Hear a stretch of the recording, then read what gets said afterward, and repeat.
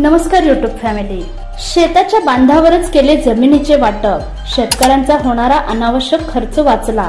तर काय आहे कलम 85 हे आजच्या या व्हिडिओद्वारे आपण जाणून घेणार आहोत।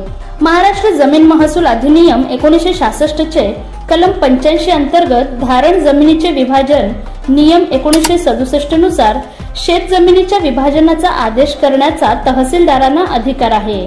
यात एकत्र कुटुंबातील सर्व सदस्य आणि त्यांच्या वारसदारांना त्यांच्या संमतीने शेतजमिनीचे वाटप केले जाते। याच वाटपामध्ये विहीर, रस्ते व इतर वहिवाट यांचाही समावेश करता येतो। मात्र शेतजमिनीच्या मालकीबाबत वाद असल्यास या कलमाखाली वाटप करता येत नाही।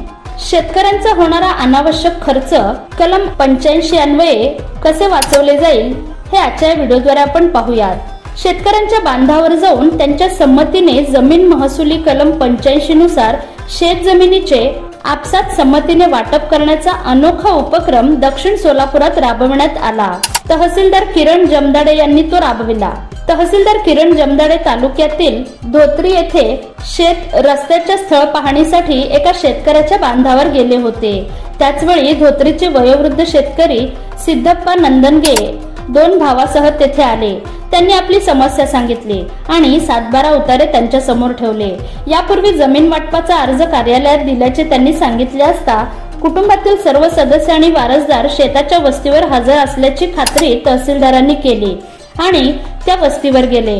झाडाखाली बैठक मारून चर्चा करीत सर्व संमतीने त्यांच्या शेतजमिनीचे वाटप केले। रस्त्याची वहिवाट, जमिनीच्या दिशा, विहिरीतील पाण्याच्या पाळ्या निश्चित केल्या।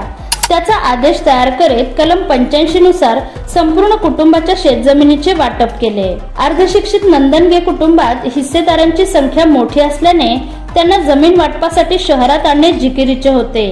त्यासाठी होणारा खर्च, स्टॅम्प ड्युटीचा खर्च, नोंदणीच्या खर्चात बचत झाल्याने नंदनगे कुटुंबीय भलतेच सुखावले। सोबत तलाठी दीपिका ठाकूर याही उपस्थित असल्याने तहसीलदार जमदाडे यांना हा उपक्रम राबवणे सोयीस्कर ठरले।